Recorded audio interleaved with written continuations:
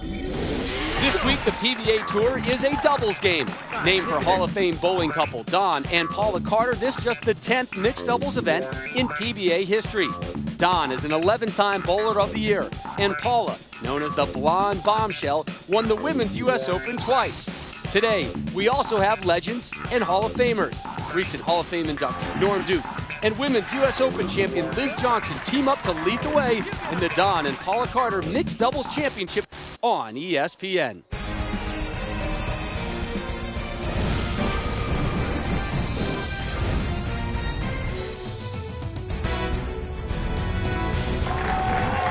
ESPN and the PBA welcome you to the Mecca of American bowling, the National Bowling Stadium here in Reno, Nevada, for the Don and Paula Carter Mixed Doubles Championship.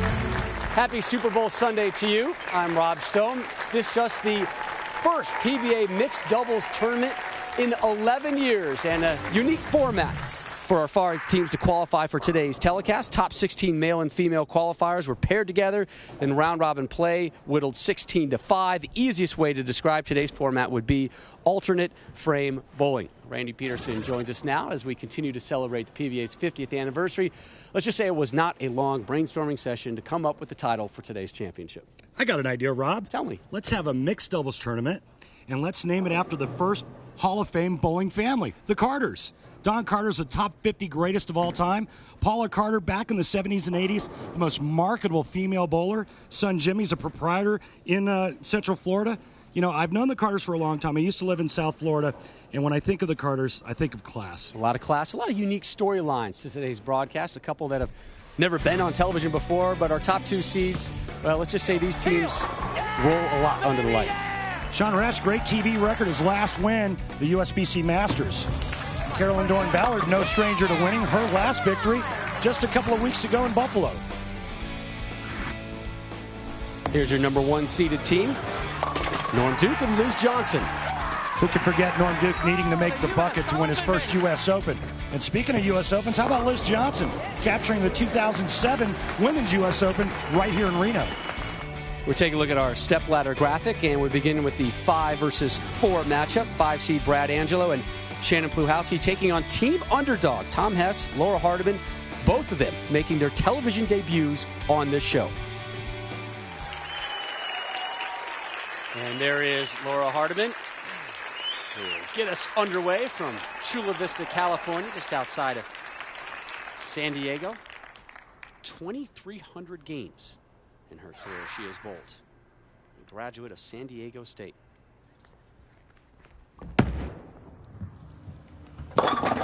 Too bad. Hey, opening strike, and you know there were some nerves from her when we were talking to her. That's going to help calm her down. And there's her partner, Tom Hess. How about that for the first shot ever on television break? A little high. We'll take all 10 in the pit. I love this game, Rob. Watch Shannon Pluhowsky. Check out this form.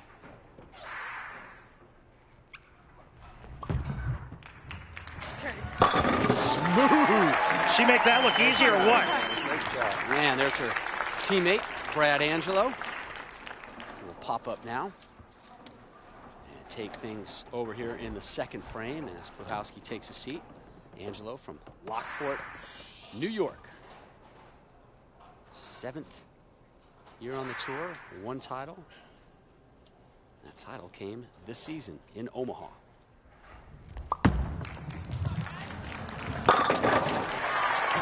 Nothing but strikes so far. Team looks pretty calm and relaxed. Both have television experience. Good thing I threw that ball. Unlike team underdog. Unlike this team, Tom Hess's first shot ever on television. Hess from Urbandale, Iowa, a western suburb of Des Moines.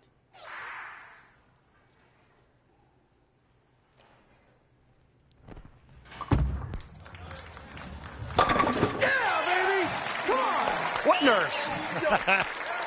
Tom Hess, he throws sod during the offseason. Guy looks like he could bite a bullet in half. And go back for seconds. His teammate, Hardeman. Straight approach, and she did not get the break this time.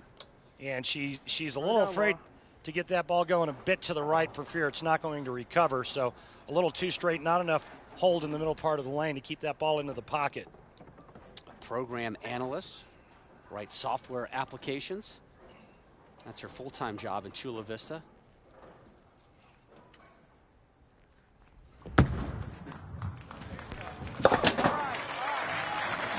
Cleans it up. More coverage of our mixed doubles championship when we return to Reno. The Lumber Liquidators PBA Tour on ESPN is brought to you by H&R Block. Go to PBA.com and sign up to win tax services for 5 years and $5,000. H&R Block. You've got people. By Lumber Liquidators. Hardwood flooring for less. By Go RVing. Visit GoRVing.com for a free video. What will you discover?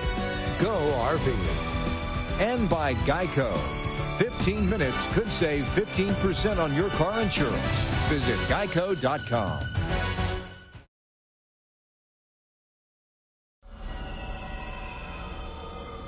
He said this was whatever was going to happen, it was going to be his best PBA finish. And since this is my first tournament, it's going to be my best finish. She seemed to be the magic that kept us going. The more she smiled, the more we struck. That's all I kept telling her. Just keep smiling. When she was smiling, we were striking.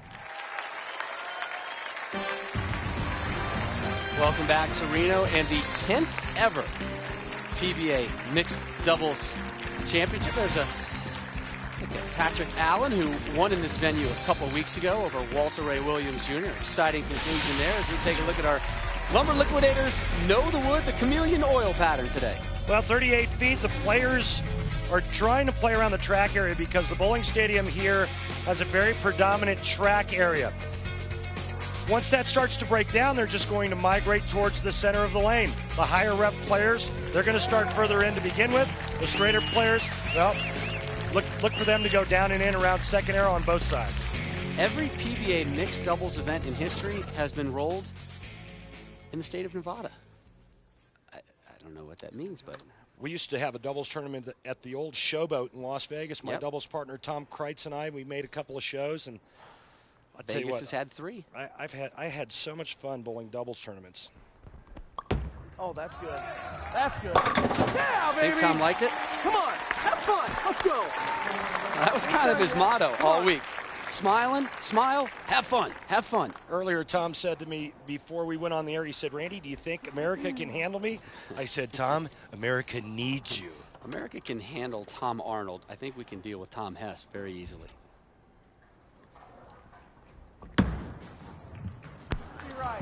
There we go, Laura. Yeah, and interviewing them, did she not just come across as being the nicest person you've ever met? Absolutely. So sweet. Take a look at the list of all the past mixed doubles winners. Again, every event has been a PBA mixed doubles competition, has been rolled here in the state of Nevada.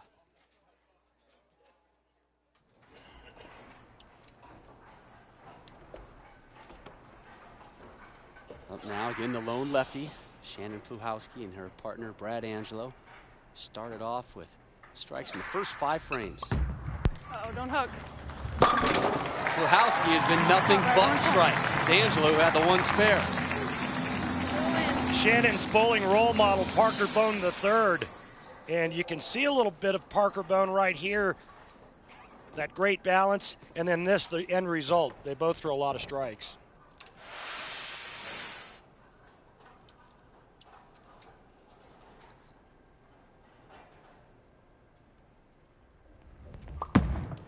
Brad. Drops them all, and mentally speaking for Angelo, he said this is probably the best season I've had on tour. Clear-minded. He only made 1 show last season, and he's had 3 in the first 9 events this year already. Best start to a season for him, period. Tom Hess may not have had a great start, but he's having a nice little stretch of weeks here, and we'll have to see what he can manufacture that into.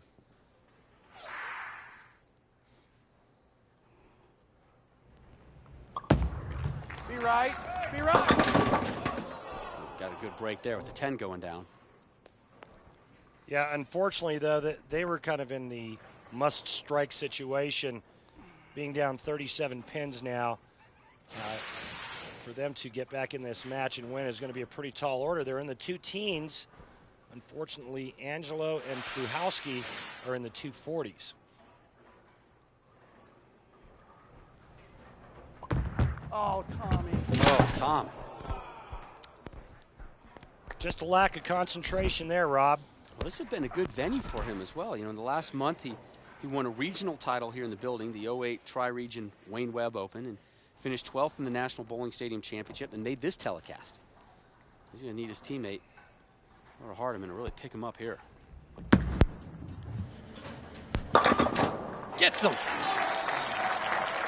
There you go, Laura. Now, what do you say to your partner when you sit down after they flag a single pin spare? I say, get the lead out, Tom. I could tell you what I'd Quit say. dragging my team down. I could tell you what I'd say to you if you were my partner, just not on the air. Uh-oh. I'll take that uh-oh. Oh, that uh-oh was, what about another gravitational pull shy of a strike? Well, yeah, and that had a chance of getting tripped out of there. Really the only marginal shot for Shannon, and the only time she has not struck in this alternate frame match. Solid. All right, good shot.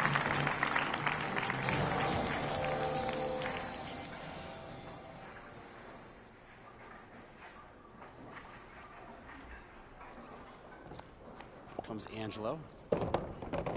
We're used to this. He spends a lot of time working the thumb area. He's going to another ball. He had to take his thumb grip out of one and put it in another, because if he didn't do that, his thumb hole would be about 3 inches around. That needs to curve. Avoids the 10. So the match well in hand. Brad says, you know what, let me get another bowling ball out. Let's experiment a bit. And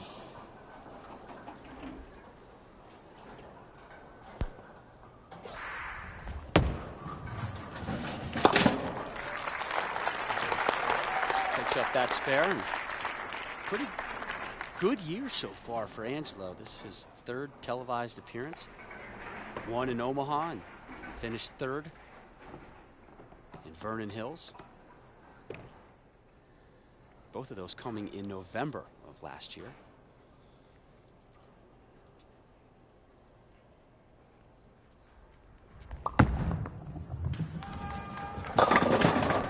He gets about as big of that pop out of the thumb hole as maybe anybody on the tour. Audibly. yeah, and you know, the other thing that when you watch Brad's game is he's really good at waiting for the ball and not getting into a hurry, just letting that ball float from the top of the swing. Well, this one a done deal.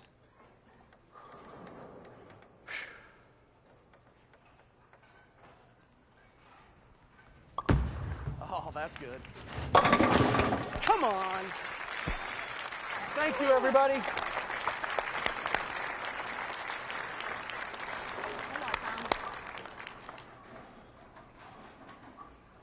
Not the best of performance from Tom Hess today, but you get the feeling we may be seeing a little bit more of him in the coming year or maybe years. Well, you know, he's got a nice game. I really like the fact that he keeps his hand up the back of it and rolls it really, really strong. And you know, it just depends on how quick a study he is in the next 10 weeks or so of being out here.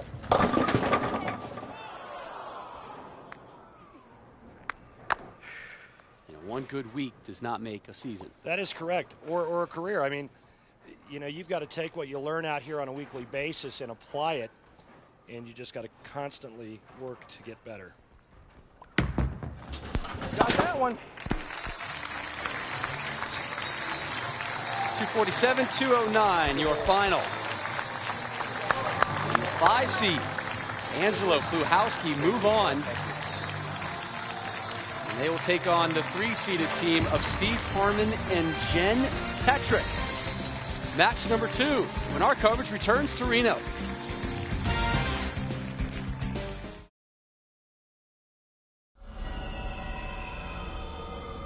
We had talked about that the night before, we started bowling together. Her being left-handed, me being right-handed, didn't really lend itself to share too much information on the lanes.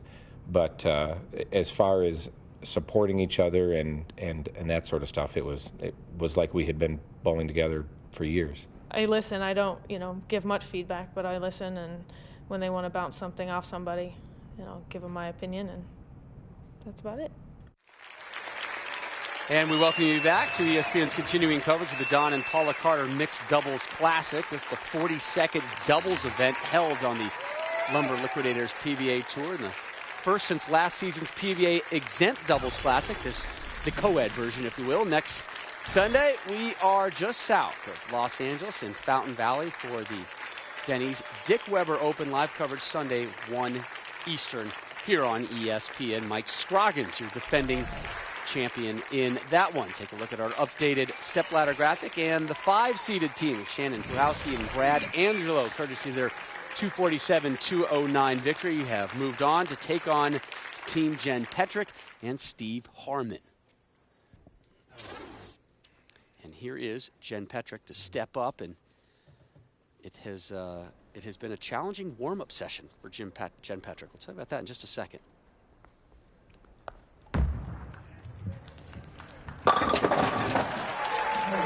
Fearless. I like it. Especially after banking one off your ankle in practice. Jen just steps up and throws 10 in the pit. Boy, she whacked it really good, too. Maybe we can get a shot of it later. Up now again, the lone lefty, Pluhowsky.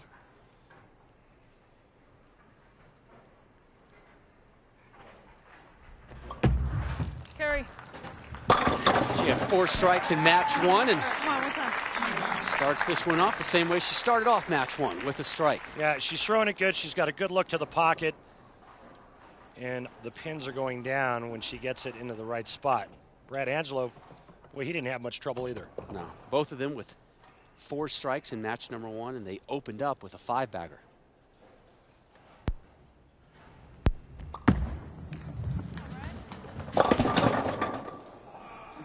A little light into the pocket there. Yeah, I think he got it a little bit further right than what he wanted. And this ball kind of goes right through that track area, doesn't pick up enough to get back.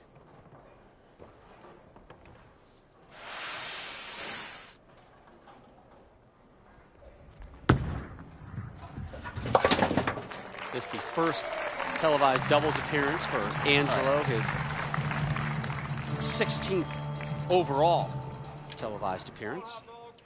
And here's our first look at Steve Harman. Should he win today, he would become the 10th bowler to capture a doubles title for their first career PBA victory.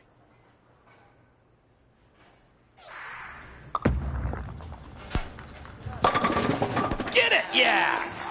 The man they call Hot Dog gets the 7 to drop late. Well, you can see all the power of Steve Harman, how far left he was, and boy, he really fed that bowling ball to the right. Look at that. Well, I tell you what, when you hit your ankle and draw blood, that's some good work. Push. A heavy 9. Well, she gets the ball really close to her ankle anyway, and when I was watching her in practice, she was having some approach issues. That slide foot crosses over just a little bit too much and gets in front of the swing. You're going to whack it with the bowling ball. 26-year-old from the home of the Football Hall of Fame. Canton, Ohio. Cleans that up. And when you have 15 or 16 pounds falling from the top of the swing into your ankle, the bowling ball will most always win. She's tough. I didn't hear any whimpering. No. I didn't hear any barks. I don't see any tears. I see nothing. What a great competitor. Pluhowsky from Phoenix. Uh-oh. Man. My fault. Sit down. Well, it's not the same start that Pluhowsky and Angelo had in match number 1. Again, they opened with 5 straight strikes. This is going to be a strike spare, hopeful spare beginning for them.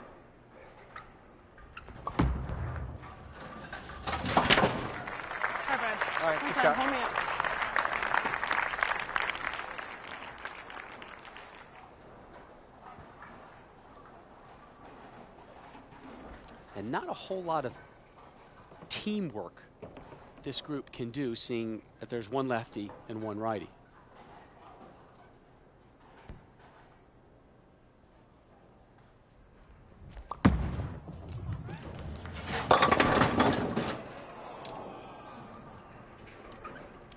Well, the last shot that Brad threw on the left lane, he went light and left the 2-pin. This time he gets to the pocket, but it's a weak 10. So lanes are going through a little bit of transition. Brad is going to somehow try to figure out a way to get his ball to strike when it hits the pocket. Again, the chameleon oil pattern here for this mixed doubles championship. So after starting with a strike, it has been 3 straight spares for Pluhowsky and Angelo, your 5-seeded team. More coverage of our mixed doubles championship when we return to Reno.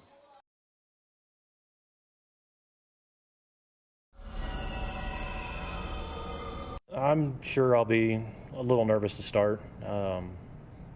It was a relief making it, just missing a couple times last year towards the end of the year. But I think just to take it in and just bowl. It's just bowling. I remember the whole experience went really fast, so I think tomorrow I really need to just slow things down and really take some deep breaths and really stay focused, not so scatterbrained. We welcome you back to Reno in the National Bowling Stadium for the Don and Paula Carter Mixed Doubles Championship here on ESPN. Rob Stone, Randy Peterson, glad you're spending part of your Super Bowl Sunday with us. Take a look at the Denny's PBA Player of the Year points list, and starting to get a little congested. Wes Malott at one point was threatening to start to run away from things. Patrick Allen made a big jump. Bill O'Neill having a good season. He's in the fight. Now we focus in on Steve Harman as he steps up in the 6th, working on a strike. That was rolled by his partner, Jen Petrick.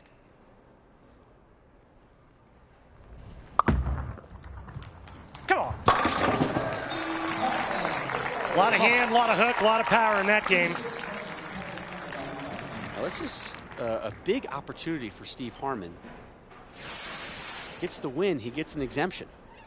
He also gets into the Tournament of Champions. And a nice paycheck.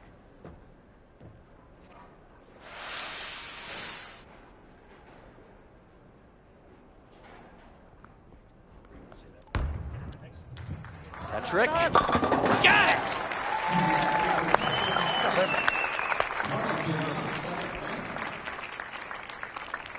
Petrick and her bruised ankle doing just fine. Pluhowsky's been shouldering some of the burden here in match number 2.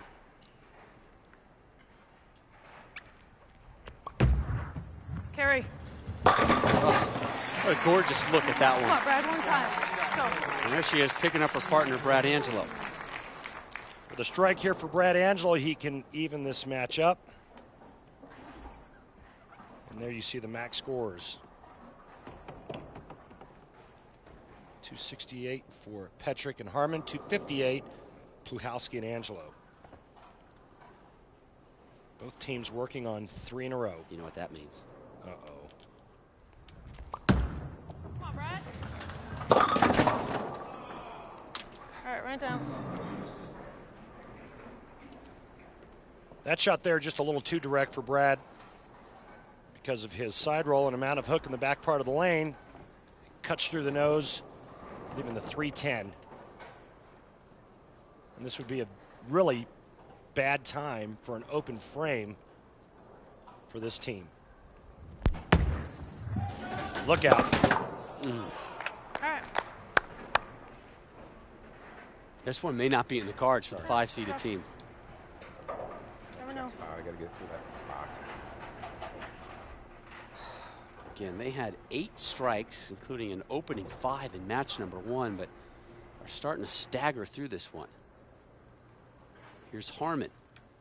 He and Petrick have laced 3 together, looking for 4 in a row.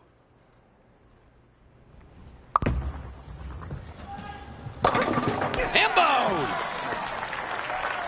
Man, wow, is there a lot of angle. Billy Whaley used to say, trust is a must or your game is a bust. Boy, does he trust this one. Are you kidding me? Look at this thing peel off of about the 6th board. I mean, that is a late turn. Fun to watch, though. Push, push, push. Quiet roller, and yikes. And that was the one shot that Jen needed to avoid, the big open frame, because any mark in the 9th frame and a mark in the 10th, and they wrapped the win up because they would have been in the 230s. Now they run the risk of losing this match here in the 10th frame. Pluhowsky and Angelo can still strike out to shoot 224. So she gets as much count as she can there, but leaves 2. All right, hold up. Some consoling words from Steve Harman. Well, what are you going to do, right? They can't be shut out regardless of what Pluhowsky and Angelo do.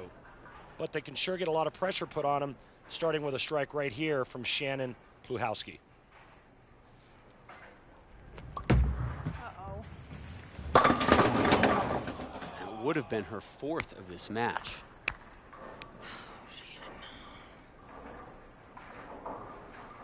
Just a little inside of target, leaving the 6-pin, and now their hopes of moving on are starting to get dim. She won the 07 Women's Series Etonic Championship in Cheektowaga, just outside of Buffalo. That one curls in for a spare. Big Adam Sandler fan is Pluhowsky. Something I always admire in anyone. For all the latest in authentic PBA memorabilia, head over to PBA.com. Click on the auction tab, and there you can bid on items such as PBA game used jerseys, bowling balls, and autographed items such as photos, scorecards, and pin sweeps. Remember, PBA.com, your place on the web for the guaranteed authentic PBA memorabilia. You got any signed stuff in there, Randy? No, it already sold out. Oh, good. Congratulations. Angelo, late hook on that one. Gets a break, though, with the 10 dropping, but they are just kind of stumbling through this conclusion. Well, you know what? Brad lost his ball reaction. Shannon's bowled brilliantly all day, and Brad just lost this left lane.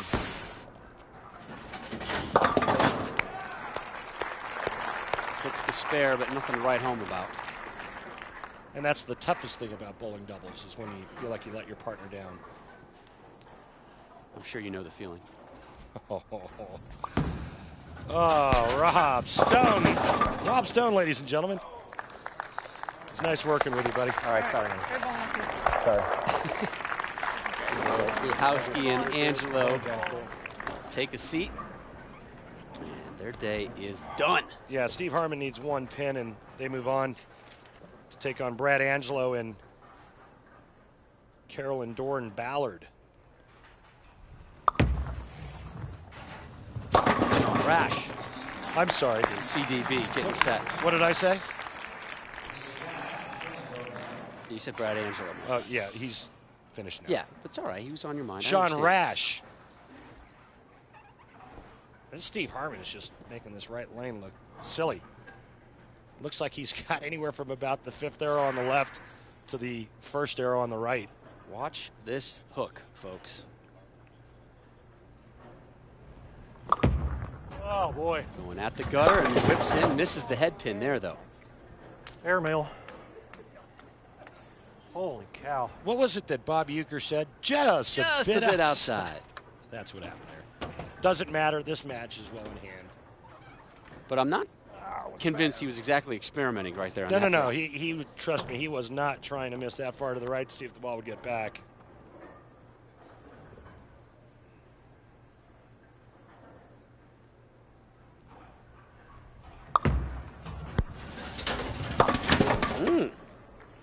I'll take it. Whatever. Well, the good news on him missing that is it mercifully puts a close to this one. 217, 199, good enough to move on. Petrick, Harman, your 3 seed. Sit and wait for the 2-seeded team of Sean Rash and Carolyn Dorin-Ballard. That's next when we come back to Reno.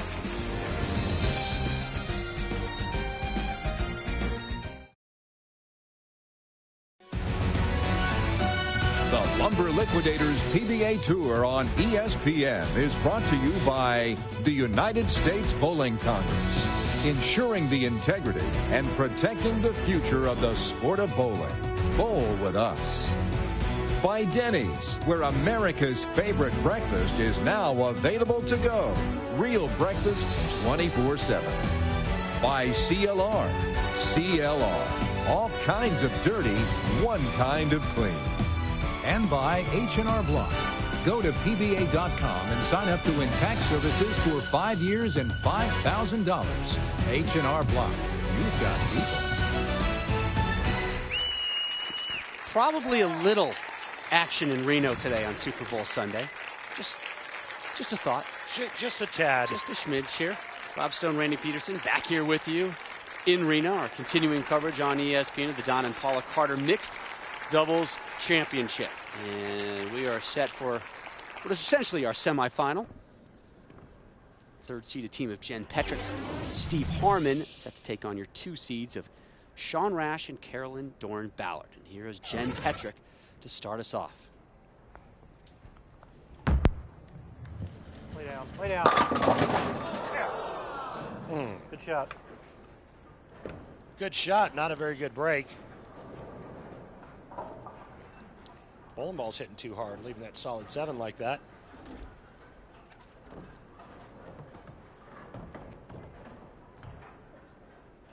Switches to a plastic ball.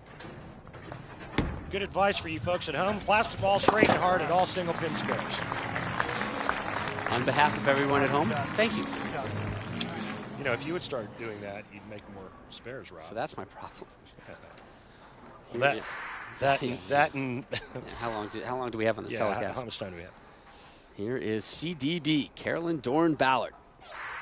Her and Sean Rash in the all yellows.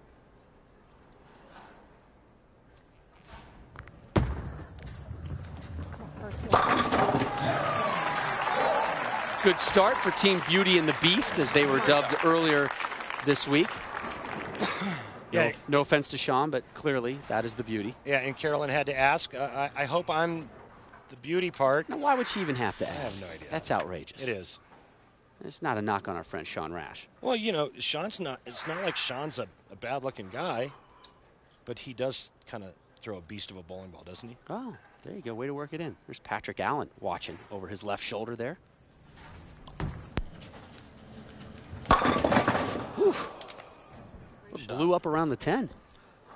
That was just shrapnel going around it. That's a tremendous amount of power hitting those pins.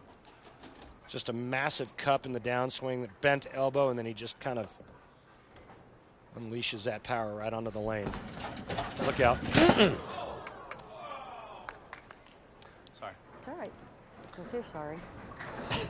Now, these two are going to be fun to listen to today. They have very similar personalities. They speak what is on their mind right away. Now, let me tell you what. If he throws another one like that, CDB will not be saying, don't say sorry. Yeah. She'll be straightening him out quickly. It's kind of a, we're kind of like a little mother-son type She'll have a issue. She'll have a little talking with him and then make him go sit in the corner for about a little timeout. 3 or 4 minutes. Yeah, those don't work well in our house. Steve Harman from Indianapolis in the second. Curls in and drops them all. Beautiful shot by Steve Harman. 6-pin goes to the sidewall, cuts the 10 out. Watch it. Big high backswing. Great hand underneath the ball. 6 goes to the sidewall and does its job.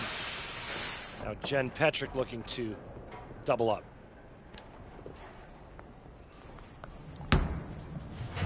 Get up, get up, get up. All right. Let's strap on the 710 feedback. See what you got for us, Jen. Strap on the 710 feed bag. Boy, she's gotten 2 really good breaks thus far this game. That one right there, and then the solid 7 in the first frame.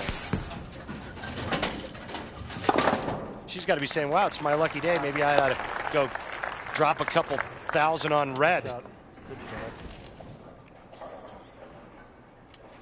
do you think, Rob? That's about the only gambling I think I can actually understand. You have two options? Yeah, I'm like, I don't need math involved in this. Just tell me red or black. Great, thank you. Here's Carolyn Dorin-Ballard from North Richland Hills in Texas. CDB. One of our favorites on the tour. Come on, hook up. Hit it.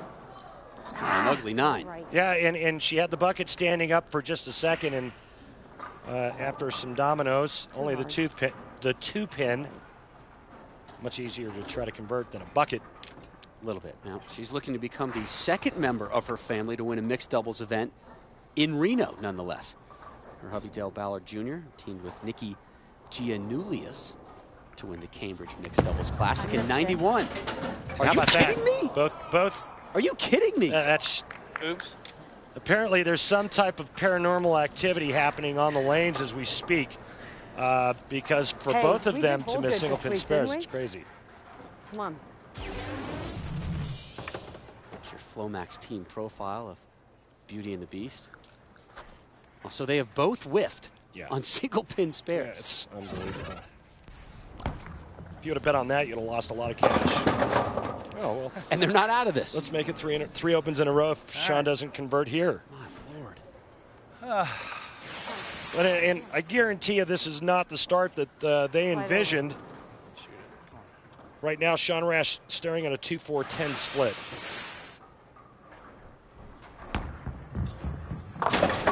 Oh, boy. All right. All right, So spare shooting 101. So there they are.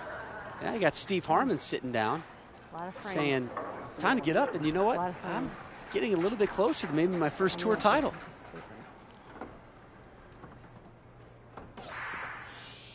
This one is being handed early to Team Harman Petrick. Gift wrapped. Bode. Oh, help. Help, that's hot flush, brother. I mean, every shot of his is a help, if you ask me. Scares me. Look at that hand, the inside part of the bowling ball to create all that roll. Now looking for a double to extend the lead to 33. It's been a tough start for Petrick here in this match. Get up, get up, get up. Smooth roll. Come on, Messenger! Yeah! Not again. How about that Messenger there? After leaving a pocket 7-10 on that lane, here comes a little revenge. Beautiful follow through, great knee bend, head pin. Yep, here it comes. I love the Messenger. That may be one of my favorite things about bowling, in all honesty. Although I have quite an affinity for the ham bone. I don't know if you've noticed. Hook. Gosh, was that Played. light. Soft. Struggles just getting it to the pocket. And again, when you're down by 33 early, it adds pressure. And then you know that you've got a partner that's relying on you, even more pressure. This is clearly not what we expected from this team. No, you really thought that this team was going to come out just guns a-blazing and really light this up. Energy, attitude. Yep.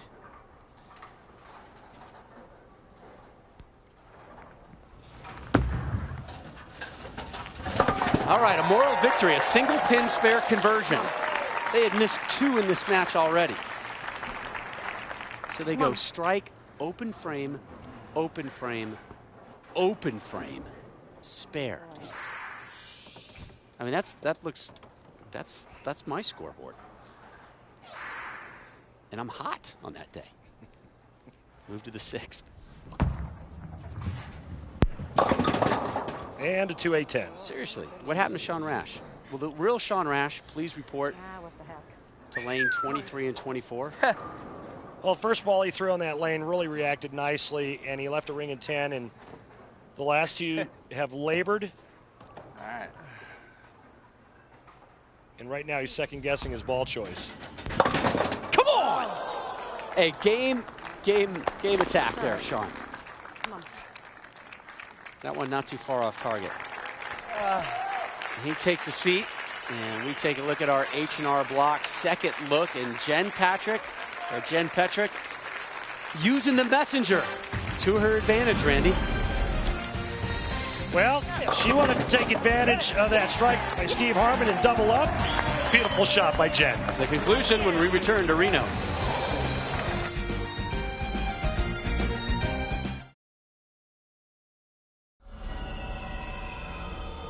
You know, bowling with Carolyn has been pretty special. It's just like a couple summers ago, I got to bowl with Pete, and anytime you get to bowl with a Hall of Famer, it's unbelievable. We've bowled together before. Back in early 2000, 2001, bowled a couple scratch tournaments together. So we kind of know each other's ins and outs, and it just worked out really well. We were able to be ourselves and performed when we needed to. Welcome back to Reno, where Team Steve Harman and Jen Petrick have a 47-pin lead through 5.5 frames. Randy, let's fire up the RV. Let's go! All right, on the road next week, Fountain Valley, California, just south of L.A. for the Denny's Dick Weber Open. Live coverage at 1 o'clock on ESPN. After that, we make our second trip of the season to Las Vegas for the USBC Masters. You are defending Masters champion, Sean Rash. Live coverage of that one. February 15th at 1 Eastern. Hey, can you fire me up alone? Last time we were in Vegas, I didn't do so well. Not so strong? No. This guy's doing pretty well. Steve Harman from Indianapolis, Indiana. Closing in on the opportunity to roll for his first ever PBA title. That needs help. Does not get it. Fast and wide right. It's no way to go through life. Brilliant. Absolutely brilliant. Especially when you have a 43-pin lead. Hey, you don't want to change your approach and your style, but you also don't want to be leaving washouts. Well, it's just a bad shot. It's an errant shot. He knows it. He's like, man, I can't believe I threw it that bad. Just a little bit overly excited and too much adrenaline. Well, again, television experience, zero coming into today. So this is a good experience. So you start thinking ahead, you get overpumped, and you throw shots like that. Stay in the moment, stay focused. Let's see what his teammate Jen Petrick can roll, the native of Canton, Ohio. Push. Are you kidding me? Back-to-back open frames coming for Petrick and Harman, and that lets Carolyn Dorin-Ballard and Sean Rash right back in this match. And right through the face, 4-6, 7-10. Big Four only made once on television by Walter Ray Williams Jr. And it won't be made here. Although that was actually a pretty good effort.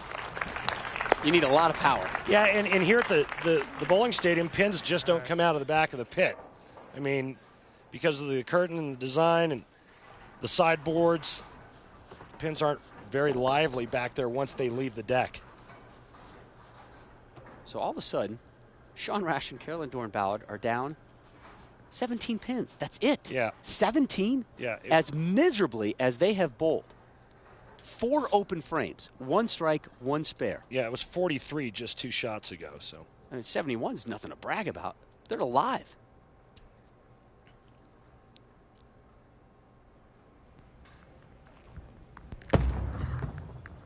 Get out. The team's second strike, both of them courtesy of CDB, and there you go. Now the energy starts kicking in a little bit. Well, when her team needed it most, she steps up and puts 10 back in the pit. Now, what is Sean Rash going to do here when he's opened his last 3 shots in a row?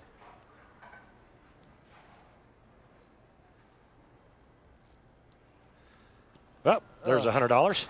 He has been a horrible teammate this game. I mean, really. She might as well have me down there. At least I'm not going to do that. He's got a lot of things going on. Yeah. A lot of demons going on right now. Come on, Sean. Come on. There we go. There we go. Well, looks like he made a ball change, and now we've got a 7-pin match.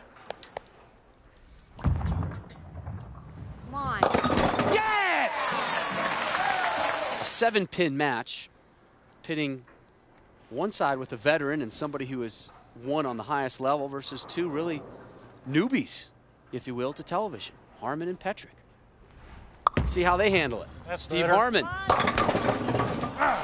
denied the 7. Bad break. Good shot, bad break. The only thing he needs to be thinking about now is converting the single pin spare, giving his team a chance. So he's seen a couple single pin spares get missed this match, not by his team, but does that affect him at all? Shouldn't, I realize. Shouldn't. I mean, if that thought even enters your mind, we need to start talking to a sports psychologist. Oh, my. Woo-hoo-hoo-hoo. Squeezed into some skinny jeans there, didn't he?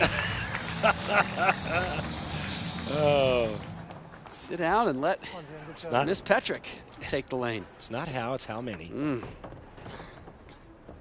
Still in the lead by 7, but CDB and Rash working on a double. Foundation frame may be a little big here, folks. Get up, get up.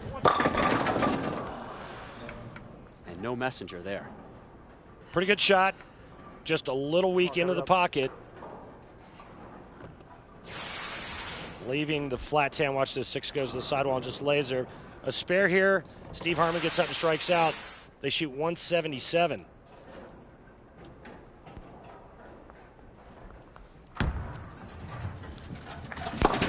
Carolyn Dorin-Ballard, Sean Rash can strike out for 191. So it's up to Carolyn Dorin-Ballard right now to set up the 10th frame for Sean. Team Rash, CDB working on a 2-bagger. They have rolled all of 3 strikes. They have more open frames than strikes this match, yet they are very much alive.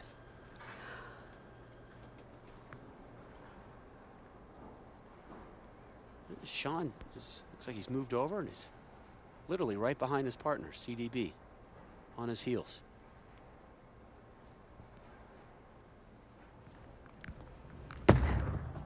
Roll up. Come on, roll up. Roll.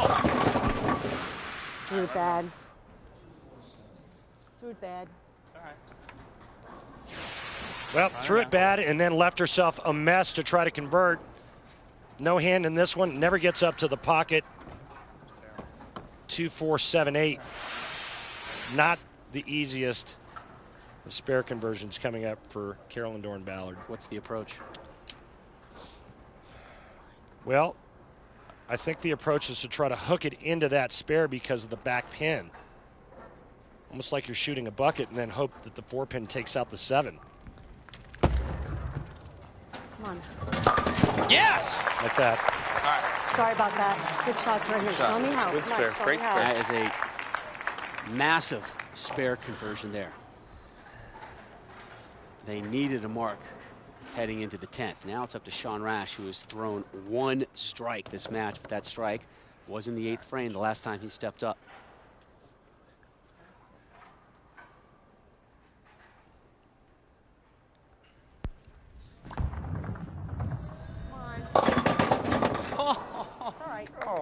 No, they've had their chances. Yeah, Sean Rash could have got up and struck out to shoot 167, which would have forced Steve Harman to double in the 10th. Now Steve Harman needs any kind of mark, and they will both for the title against Norm Duke and Liz Johnson. And if you're Norm Duke and Liz Johnson watching this go on, I mean, you got to be licking your chops. Both teams staggering to the final. And that might be a kind word I'm using. Now, this is not pretty bowling right now.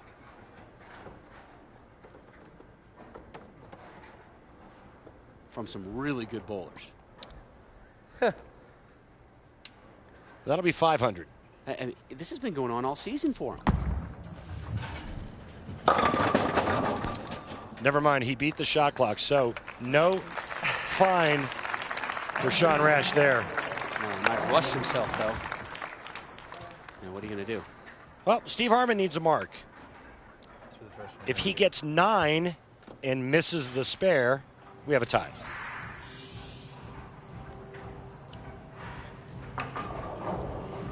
I mean, we're talking They're just trying to get past 155. Did we miss some frames? Shouldn't there be more scoring? It's like a bad soccer game all of a sudden. And I'm a soccer guy. Come on, Steve. One time. Finish strong. Yeah! There we go. Steve Harman and Jen Petrick will both for the title. Way to pick it up, Steve. Now this is shaping up to be a nice story. Boy, what a great shot under pressure when you need it. Bang. Again, Harman trying to become the 77th bowler in Lumber Liquidators PBA Tour history to win a title in his TV debut. I'll take it.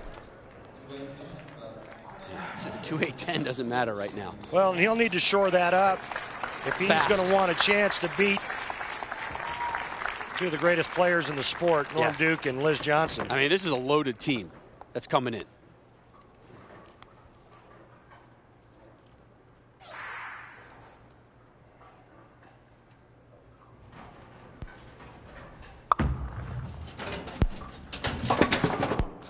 That ball's going sideways. Good luck.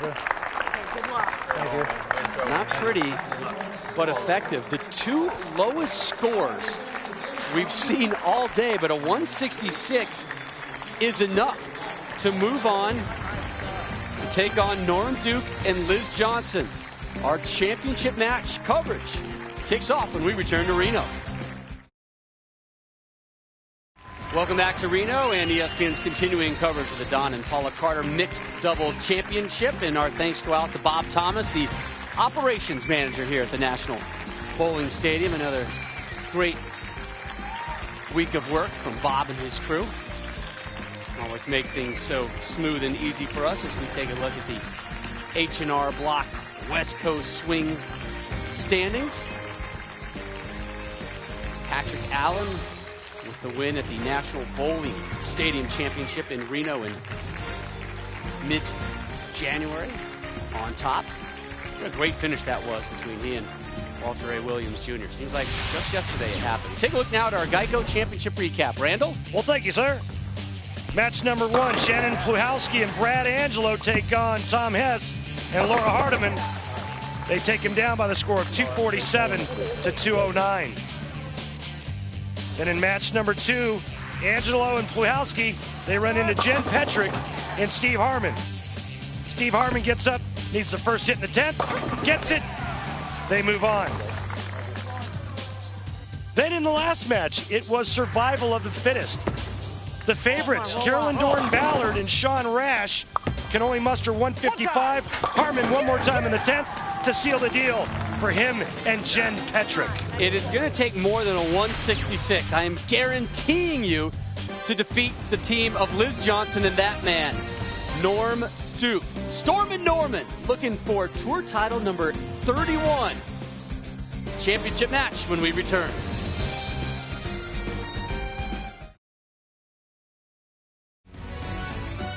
The Lumber Liquidators PBA Tour on ESPN is brought to you by Etonic, the official footwear of the PBA. By Denny's, where America's favorite breakfast is now available to go. Real breakfast 24/7.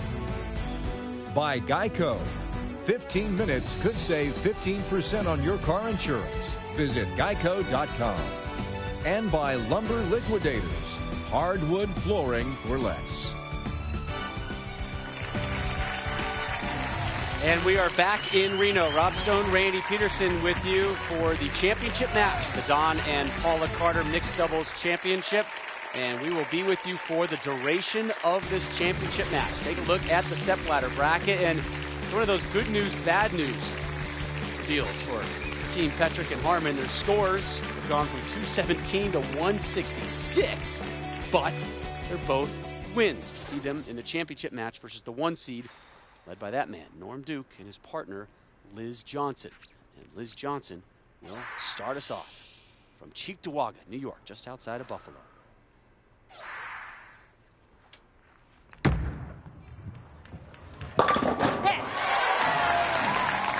Do you think it's going to be higher than 166?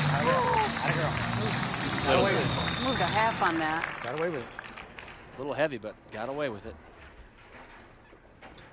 So now Petrick, the righty from Canton, Ohio. This team switching lanes, Jen switching bowling balls.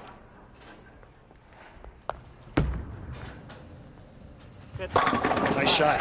The reason for that, Steve Harman wants to finish this match. Norm Duke and Liz Johnson had choice of starting lane, and when they chose to start first, that makes Steve Harman have to switch lanes with his partner in order for Steve Harman to finish the 10th frame.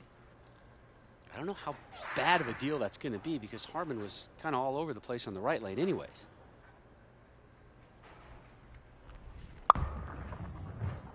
Get up. But he has to adjust to the left lane. But remember, this was the lane that gave Sean Rash fits. I think Sean had 4 open frames. Or maybe 3 open frames. I think as a team they had 4. Well, they had 3. They had 4 as a team, and Rash had 3 of them. Right. So, and it was all in this left lane. Also had some single pin spare misses on this lane.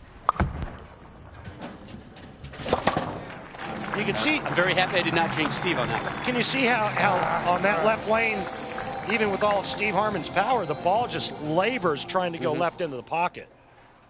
It seemed a lot slower. And we were watching him on the right side. That was some harsh cuts they were making. Now here's Norm Duke, the youngest player to ever win a PBA Tour title. Did it at age 18 in Cleveland, all the way back in 1983.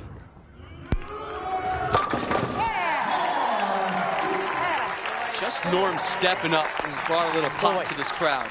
And it's all about working together as a team and taking advantage of a strike thrown by your partner. It's exactly what Norm Duke does with this shot, with that shot right there. Now back to Liz Johnson. Last shot, she went high trip in the 4. Let's see what type of adjustment she makes. Liz Johnson on being paired with Norm Duke. Quote, "I was happier than pie." I love that. Pie. Come on. Yeah! Strong start. Row, Raggy. An opening 3-bagger for Team Duke Johnson.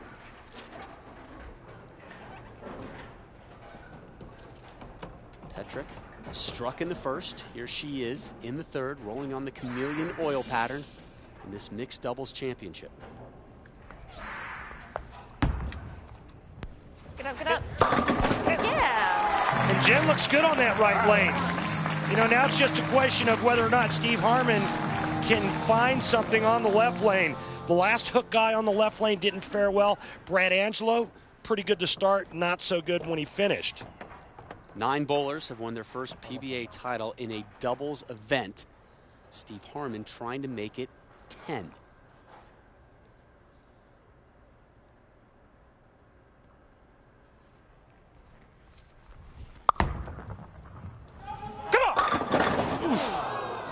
Well, that was a great shot, too.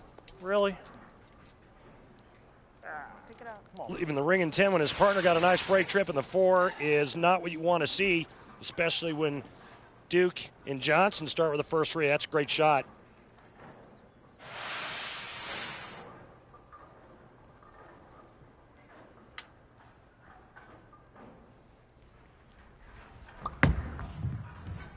So a pair of 9 spares for Harman, a pair of strikes for his partner, Jen Petrick. Unfortunately, they are not back-to-back variety. So they go strike, spare. Now Norm Duke trying to open this matchup with a 4-bagger.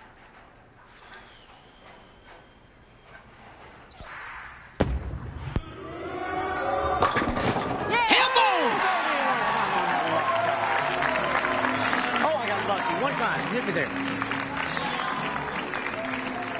That was blessed. All right.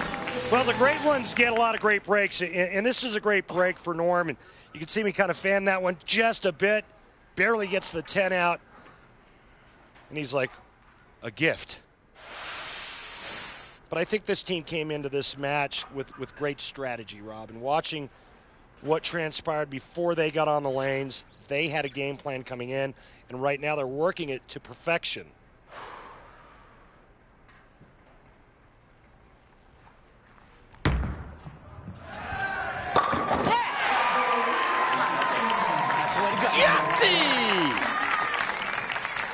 You have lost your mind. That's crazy talk, man. Crazy talk. It's been gone for a while, buddy. An opening 5-packer for Team Duke Johnson.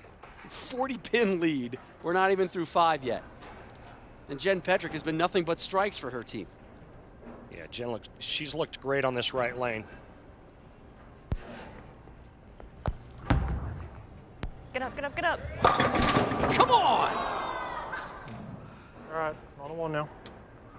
And to her credit, she makes the correct ball choice by changing to the ball she's using now. And she's hit the pocket 3 shots in a row. The only problem is the team they're bowling against, they haven't missed yet. Takes care of 10. All right, good job. Down 41, and it's not like they bowled poorly. They're, 2 strikes, 3 9 spares. Well ahead of last game's pace. Which would not be hard. They rolled a 166, which somehow topped a 155. But see, Sean Rash and Carolyn Dorin-Ballard. This is a tough part about alternate frame doubles, is when your partner strikes and you don't, you're still shooting 200. Maybe. Another Maybe tough not. part is, once you think you may have some momentum, you're sitting down essentially doubly long as you do.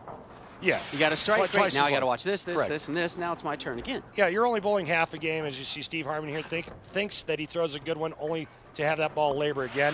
His speed has to be perfect on that left lane. But, you know, the difference in the match is if Liz Johnson throws all 3 strikes like she has, and Norm Duke goes 9 spare, 9 spare, they're shooting 200. Right. Norm Duke got up and went strike, strike. They're shooting 230. Alternate frame doubles, it's all about throwing strikes and throwing one right behind your partner. Can we stop that there?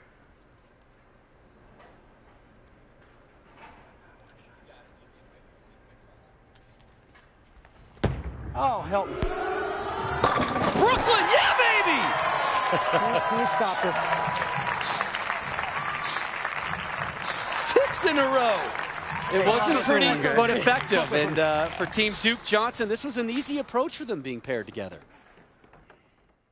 Our biggest strategy was to keep it simple, and I let her alone. She didn't need my help, nothing I could do. Pretty much, I started the game and he finished. I let Norm do the 10th frame and just kept it going as we went along. And I think that simple game plan just kept us going all 16 games. That's how you do it. 7 in a row. Well, and one of the ways to keep it simple is Liz likes to throw the ball straight and hard. So does Norm. When you're crossing pairs from one end of the center to the other end of the center, and you're keeping the ball on line and your target in front of you, that's easier to do. Down 62 pins. Jen Petrick. Get in there. Got some double wood to Come on, run down. chop down there. Yep. Well, this one is pretty much in the books. The storyline right now is, dare we jinx them? We're staring at a perfect game. Oops. From Norm Duke I and didn't Liz say Johnson. I didn't say it. Nothing but strikes through 7. Here's Petrick in the 7th, and her teammate Steve Harman will take over in the 8th, and then Duke Johnson continue their pursuit of perfection and get in the front end of the double wood. All right, lead on. It's like a splinter in the eyeball. These guys are already counting the cash. 50,000 to the winning team.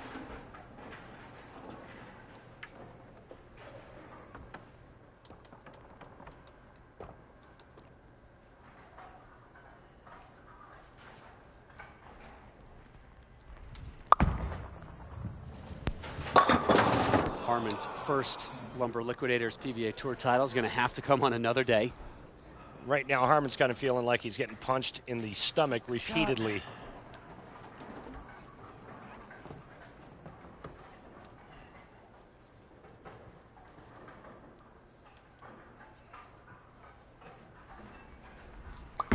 Oh.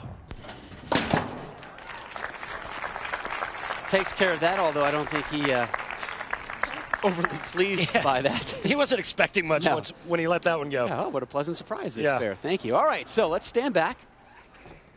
Norm Duke up in the 8th.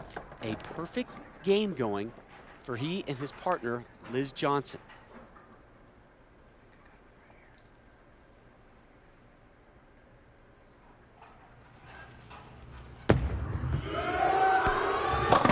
Yeah! Still alive! We're at 8, baby. We're at 8. Come on, Liz. And watch this pose. As soon as he lets go of it, he doesn't flinch, doesn't move, nothing. Now, let me ask you this. If Liz gets a strike here in the 9th, does Team Petrick Harman step aside and let Norm stand up and just fire off the 10th, or do we have to have protocol? No, they've got to finish the match before Norm can get up and bowl the 10th frame.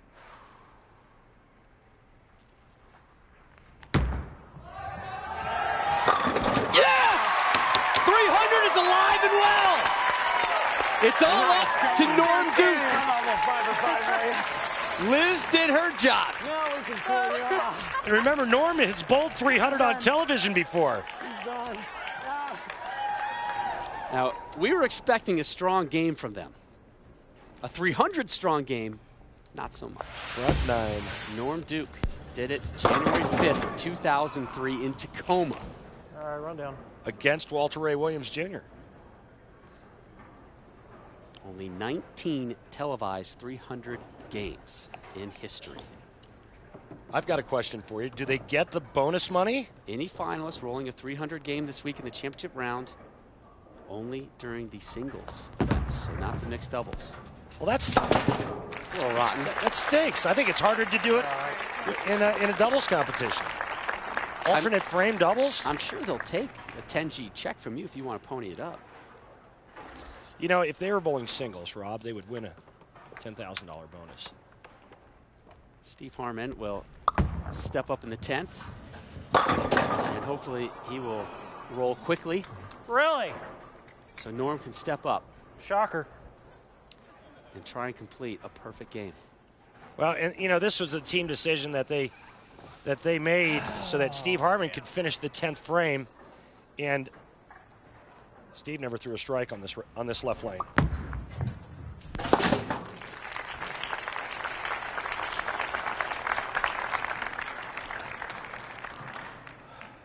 Rarely do you see down by 98. Yeah, no, you don't see that a whole lot. There's just one thing left to do, and that's throw this ball, get out of the way, and let Norm Duke try and roll 3 strikes for a 300 game.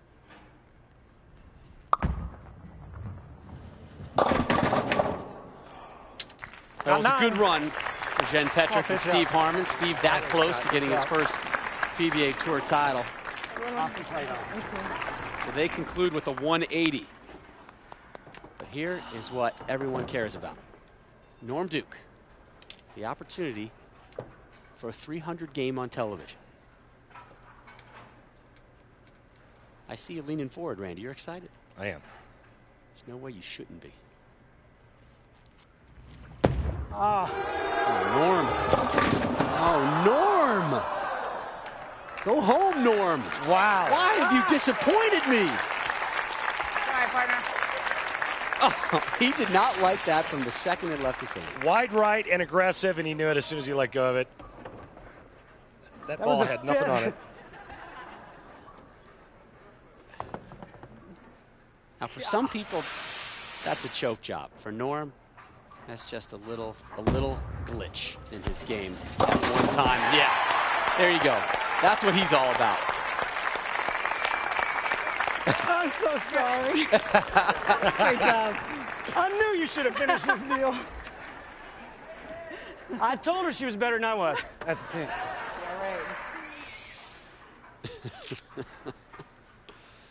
right. Great entertainment.